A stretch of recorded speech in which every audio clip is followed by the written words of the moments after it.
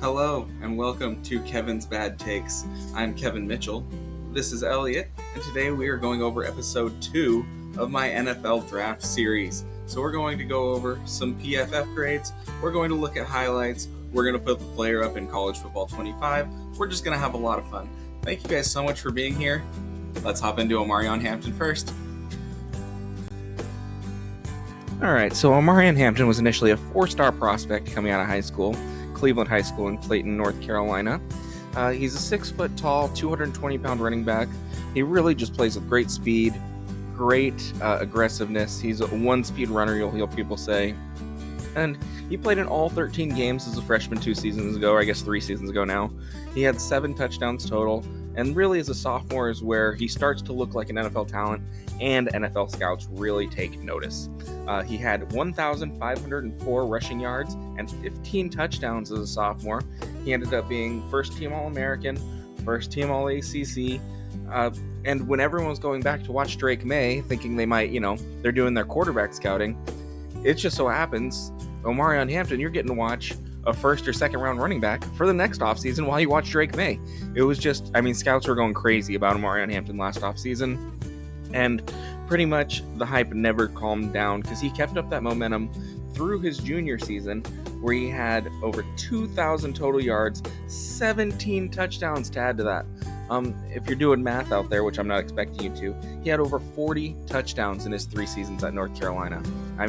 That is just serious production. If you're judging by this production, and you're not judging by, watching every single snap, every single catch and target type thing, he's just behind only Jeanty when it comes to production. You can send him out there and get 2,000 yards in a college season. That's just absolutely serious. He's a serious prospect, and like I said, he's probably going to go in the first or second round. So let's honestly get into what he might be at the next level. Because when I do watch him, he is a difference maker. He's a tackle breaker. He might have to leave the field in obvious passing situations. I think that's why people have drawn him up to the Broncos, because Jaleel McLaughlin can play those third down type shotgun obvious passing situation snaps. And I ended up drawing comparisons to another running back who had amazing production in college, who's came into the NFL, was a top 40 pick, and he's shown that he belongs. He's shown that he can really play, but he struggled getting going in obvious passing situations. He's struggled with injuries, and he's just been an inconsistent pro. And that's why I ended up drawing this connection to Kenneth Walker III of the Seahawks. Because he's high octane, he grades poorly in passing one-on-ones, but he's still someone you want on your team. You need to have a few game breakers. You just do. There's going to be someone that's going to have to score a touchdown, and pass blocking doesn't score touchdowns. You know what I mean? From a running back, there's more to scoring touchdowns than pass blocking. I guess I should say that. And he's going to be a top 40 pick just because of how dynamic he is, how much of a game breaker he is, and how much that he really brings to the table. And that's really what reminds me of Kenneth Walker III or K9. It's just, that one speed, that looking to make a play. The defense knows where he's at. But I'll put it up here. You can see that he's had less and less production each season in the NFL. You can see that he struggled to get on the field when they're losing, and his main job would be pass protection. He does have some deficiencies. He just does. But I do think he's a player I'm excited about. He is a player you want to have on your team just because of that game-breaking ability. So that's why you heard me mention the Broncos earlier. Dallas is another team that some people have mentioned, but I don't know if they're going to pick him at 12 or that if he's going to last till the 40s. So I don't think that it's very likely that he ends up in Dallas unless there's a trade. But I do like the Denver landing spot. I could see another team like the Saints getting ready to move on from Kamara. They might, be able to snag Hampton at the top of the second round, to pair with whatever they take. If they take a defensive player, maybe they take a quarterback at pick 9. This is a player that he does everything besides pass blocking so well that he's a professional. You have a hard time seeing a way that he's not going to be successful just because of everything he does so well. Alright, so as I continue to run my mouth about Omarion Hampton, you can see some Kaleb Johnson highlights starting here in the background.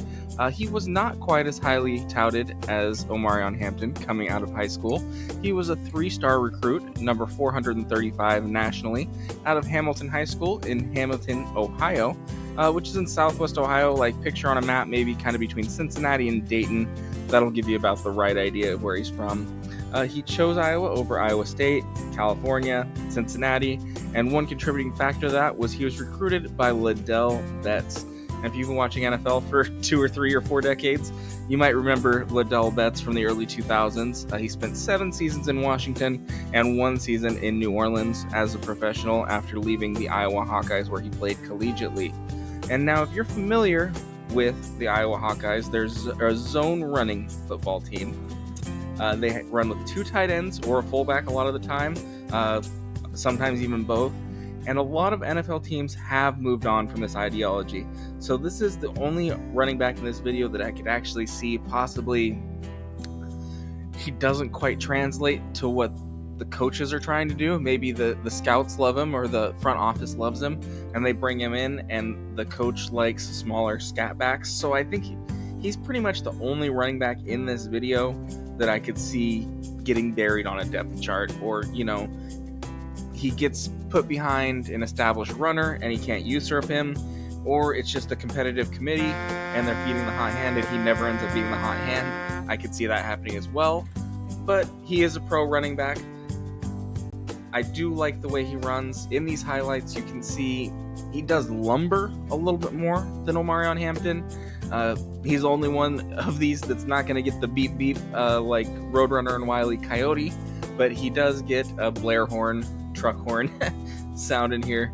He is a tough running back, but if you're expecting a Najee Harris or a Josh Jacobs level of physicality out of him, you might be underwhelmed. I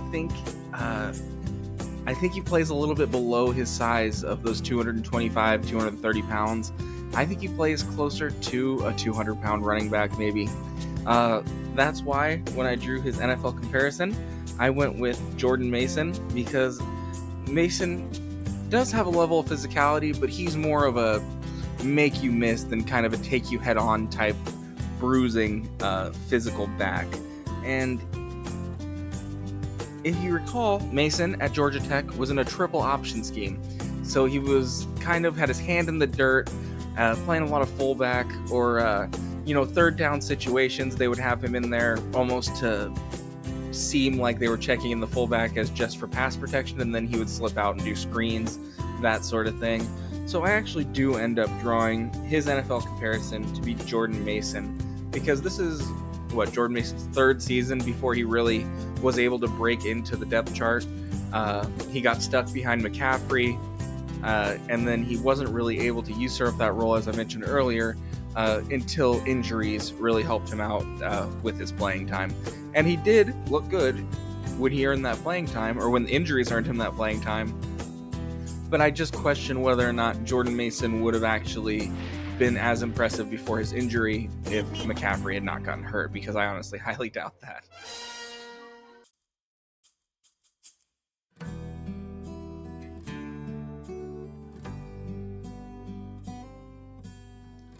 And it looks like we've done it again. I've gone over on my time limit for talking about a prospect, and you guys have made it to the end of another episode of Kevin's Bad Takes NFL Draft Series.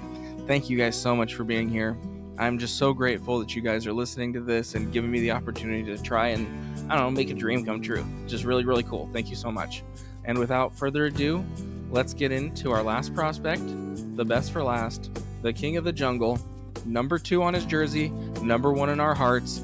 It's Ashton Jeanty, and he is a pretty serious running back prospect.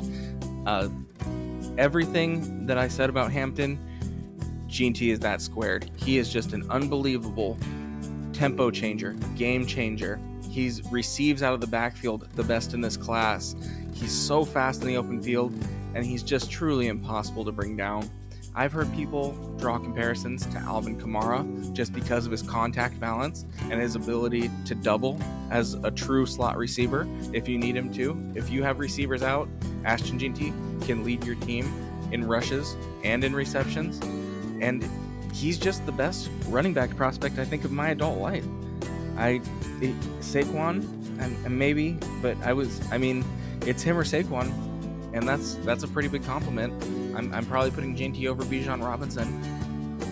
Breece Hall was a second-round pick. How are you going to put someone who's about to be taken in the top 10 in the same category as a second-round pick? It just doesn't seem like you can. And he's just such a treat to watch. He just breaks all the tackles. He's impossible to bring down. And then he has this second, third, fourth, fifth year where he's just pulling away from defenders. They're running full speed, and he's just embarrassed them that they're not as strong as him and that they're not as fast as him. And there's pretty much nothing that they can do. And these are Division I athletes. And that says more about Ashton Jeanty than it does about them. He's just a very impressive player. So let's get into what he might be at the next level. You've already heard me mention Saquon, although he's not going to have that top-end track speed that Saquon has. And you've heard people mention Alvin Kamara, or me mention that people mention Alvin Kamara, rather. And I think that's saying more similar to what Alvin Kamara has become in the NFL, because Alvin Kamara was a third-round pick. Now you're comparing a prospect to a polished pro, and that's not exactly what I like to do. So as a prospect, I drew comparisons to someone who came into an offense that needed an immediate liftoff. This offense was anemic. They were drafting in the top 10, 15, and they were trading away all of their best players for picks. And Josh Jacobs came into that Raiders offense, and he immediately added toughness. He immediately added a level of physicality to their passing game, to their run game. He immediately made defenses put an eighth person in the box when they knew they could play Derek Carr too high easily the last few years, and he would just take checkdowns. Josh Jacobs, stylistically, I think, is what you're getting when you get Ashton Jeanty. I think you immediately add a level of toughness and grit to your offense. I think you immediately add someone who can contribute in the receiving game. I think you immediately just add a team player who loves his teammates, who comes out here and he's just a gamer. He's faster than Josh Jacobs, don't get me wrong. He's probably a better athlete. But just the fact that he's short and stocky and catching passes and adding physicality to your offense, I just love it. And I think Ashton Jeanty, whoever gets him, is just so lucky. Because there's only a prospect like this once every 5 years, only once every 7 years. There's only a prospect like this every so often that can just make your offense look so different. And that's why I put him above Bijan, and I put him above Gibbs. Even though those are better athletes and more gifted players than Josh Jacobs, I think they came into committees and showed that they were gifted, whereas Jeanty can come in and he's going to be your whole offense. No questions about it. He can come in, and if you don't have anything going on, you got something going on now, because you've got number 2. And as this NFL comparison pops up here, I got a little bit ahead of myself. Thank you guys again so much for being here, and don't forget to like and subscribe. Stay tuned. I'm actually going to have hopefully one more video out before the NFL draft, and then the real fun begins, so I'll start making team-specific videos, going through rounds 1 through 3, 1 through 5, maybe even rounds 1 through 7, seeing what teams did to improve their team in the NFL draft this coming Thursday. Thank you guys. Goodbye.